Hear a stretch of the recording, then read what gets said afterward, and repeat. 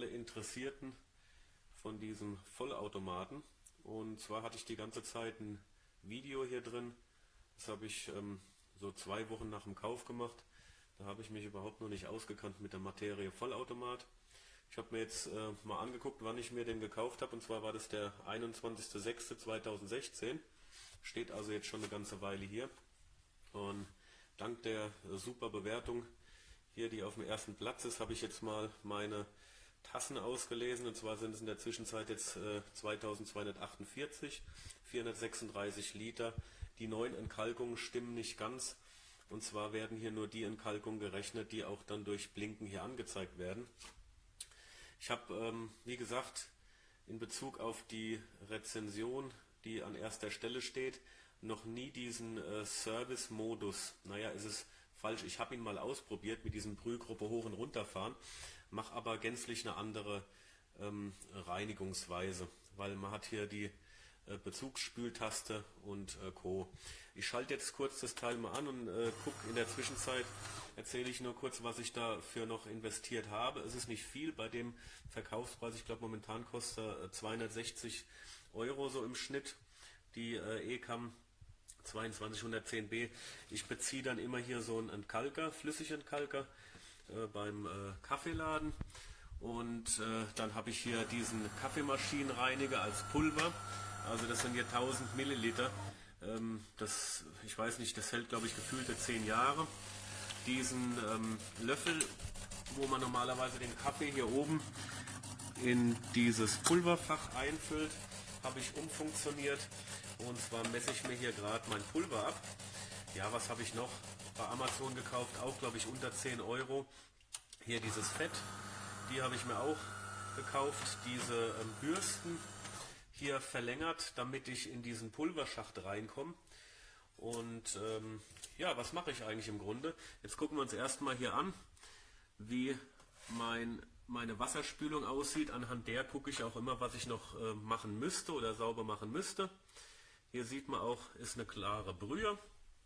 Und das habe ich entweder immer drunter stehen, mein kleines Espresso-Gläschen oder jetzt meine Tasse.